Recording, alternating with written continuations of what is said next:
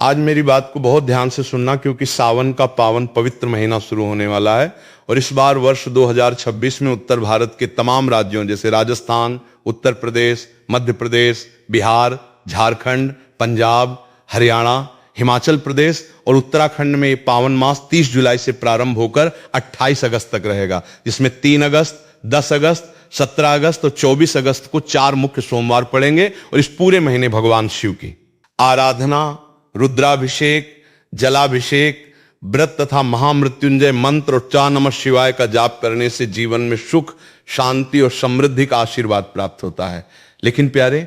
शास्त्रों के अनुसार इस पावन मास में हर स्त्री पुरुष को विशेष सावधानियां बरतनी चाहिए और खासकर विवाहित स्त्रियों को यह बात बड़े ध्यान से समझनी चाहिए, क्योंकि आज मैं तुम्हें उन 3 गहनों या चीजों के बारे में बताने जा रहा हूं जिन्हें किसी भी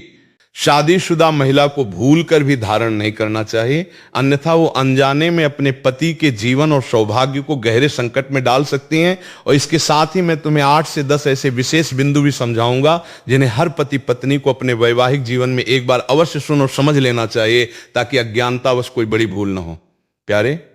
ये विवाह का बंधन केवल कोई शारीरिक समझौता नहीं है, बल्कि ये तो आत्मिक और 7 जन्मों का पवित्र संबंध होता है। परंतु आज के इस आधुनिक दौर में अज्ञानता और सजने संवरने के अंधाधुंध फैशन के नाम पर महिलाएं कुछ ऐसी चीजें धारण कर लेती हैं जिनसे उनके पति के स्वास्थ्य, दीर्घायु और सौभाग्य पर विपरीत प्रभाव पड़ता है। और इसीलिए अगर कभी आपका पति भी अज्ञानतावश इन 3 चीजों को पहनने के लिए बोले तो आप तुरंत मना कर दें, क्योंकि एक सुहागन स्त्री के लिए इन नियमों को अनदेखा करना उसके सुहाग के लिए अत्यंत कष्टकारी हो सकता है।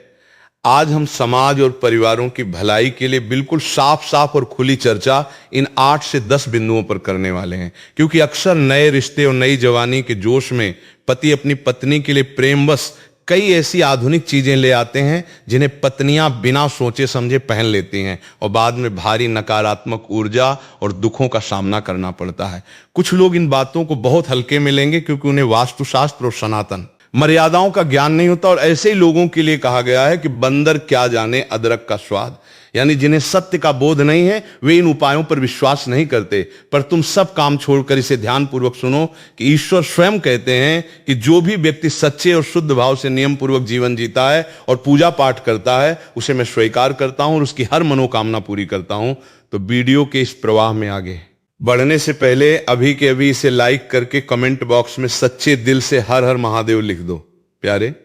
हिंदू धर्म में विवाह के बाद हर स्त्री के लिए 16 श्रृंगार बहुत मायने रखता है, जिसमें मांग का सिंदूर, माथे की बिंदियां, हाथों की चूड़ियां, पांव की पायल और बिछिया शामिल हैं, जो न केवल धार्मिक दृष्टि से बल्कि वैज्ञानिक दृष्टि से भी स्त्री के जीवन में सकारात्मक परिवर्तन लाते हैं और पति की लंबी आयु का प्रतिनिधित्व करते हैं। पर अब ध्यान से सुनो, वो पहली चीज जो शास्त्रों में पूरी तरह वर्जित है कि किसी भी शादीशुदा महिला को एकदम सफाचट सफेद रंग का वस्त्र कभी नहीं पहनना चाहिए, क्योंकि आज के फैशन के युग में सुंदर दिखने के लिए महिलाएं मर्यादाएं भूल जाती हैं। पर याद रखो कि एकदम कोरा सफेद लिबास सनातन परंपरा में सुहाग का नहीं बल्कि वियोग और दुख का प्रतीक माना गया है, जिससे रिश्ते में भयंकर नकारात्मक ऊर्जा आती है। इसलिए अगर सफेद वस्त्र पहनना भी हो तो उसमें कोई दूसरा रंग, बॉर्डर या कढ़ाई अवश्य होनी चाहिए। दूसरी चीज यह है कि आज की आधुनिक महिलाएं पैरों में सोने की पायल या बिछियां पहन लेती हैं, जो कि पूरी तरह अशुभ माना जाता है, क्योंकि स्वर्ण को साक्षात लक्ष्मी का रूप और भगवान विष्णु व कुबेर महाराज से जोड़कर देखा जाता है। और पैरों में सोना पहनने से ऊर्जा का संतुलन बिगड़ता है और इसे एक तरह से दैवी शक्तियों का अनादर माना गया है, जिससे परिवार में दरिद्रता और क्लेश का आगमन होता है। पैर में हमेशा चांदी के ही आभूषण पहनने चाहिए। तीसरी बात सिंदूर और मंगलसूत्र की है, जिसके बिना सनातन पद्धति में विवाह अधूरा है और सुहागन होकर भी मांग में सिंदूर न सजाना सबसे बड़ा दोष माना गया है, जिसके कारण वैवाहिक जीवन में मनहूसियत छा जाती है। इसी तरह मंगलसूत्र में चाहे सोना या पीतल हो या ना हो, लेकिन पीले धागे में काले मोती अवश्य होने चाहिए, क्योंकि इसका पीला हिस्सा माता पार्वती का और काला हिस्सा भगवान शिव का स्वरूप माना गया है, जो पति पत्नी की बुरी नजर से रक्षा करता है। और यदि मंगलसूत्र न हो तो कम से कम गले में पवित्र काला या पीला धागा धारण करना चाहिए। अब प्यारे, एक बहुत ही गोपनीय और शुभ बात सुनो कि यदि सिंदूर की डिब्बी में एक विशेष चीज यानी मां लक्ष्मी को प्रिय थोड़ी सी केसर या हल्दी रख दी जाए तो वो बेहद शुभ फल देती है, परंतु सिंदूर लगाने के कुछ कड़े नियम है जिनका पालन हर सुहागन को करना चाहिए, जैसे कि सिंदूर का नीचे गिरना बेहद अपशगुन माना जाता है, इसलिए इसे बच्चों की पहुंच से दूर रखना चाहिए और हमेशा शुद्ध सूखे सिंदूर का ही प्रयोग करना चाहिए, क्योंकि आजकल बाजार में मिलने वाले लिक्विड सिंदूर केवल दिखावा है। हाँ, यदि सिंदूर लगाते समय अचानक माथे या नाक पर थोड़ा सा गिर जाए तो उसे शास्त्रों में शुभ माना गया है, जो पति के अगाध प्रेम को दर्शाता है। एक और मुख्य नियम यह है कि सिंदूर कभी भी सबके सामने नुमाइश करते हुए या आईने के सामने बहुत ज्यादा प्रदर्शन करते हुए नहीं लगाना चाहिए, ताकि पति पत्नी के रिश्ते को किसी की नजर न लगे। और यदि कभी अनजाने में सिंदूर नीचे गिर भी जाए तो उसे नाली या कचरे में फेंकने की बजाय समेट कर माथे से लगाना चाहिए और किसी पवित्र वृक्ष की जड़ में अर्पित कर देना चाहिए। सूखा सिंदूर लगाने में यदि असुविधा हो तो अपनी उंगली को हल्का सा जल से स्पर्श करके मर्यादा पूर्वक मांग भरनी चाहिए। प्यारे,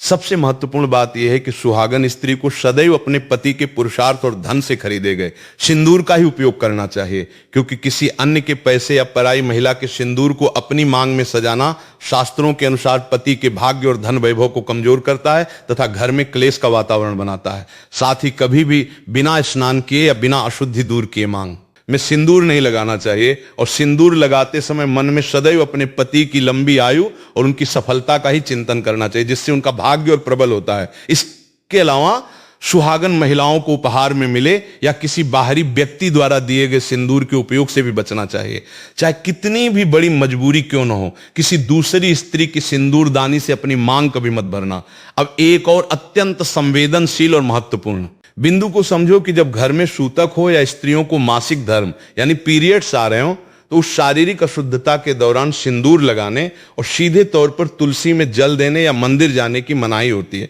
क्योंकि प्राचीन काल से ही इन दिनों में स्त्रियों के शरीर में ऊर्जा का स्तर और तापमान बहुत अधिक होता है, जिसे पूजा पाठ की देव शक्तियां सहन नहीं कर पाती। और साथ ही प्राचीन काल में जब मंत्रोच्चार और लंबे अनुष्ठान होते थे तो स्त्रियों को शारीरिक आराम देने के लिए इन 5 से 7 दिनों तक धार्मिक कार्यों से दूर रखा जाता था, ताकि उन्हें कष्ट न हो। आमतौर पर पीरियड समाप्त होने के 5वें या 8वें दिन पूर्ण शुद्ध स्नान के बाद ही मंदिर में प्रवेश करना चाहिए। लेकिन प्यारे,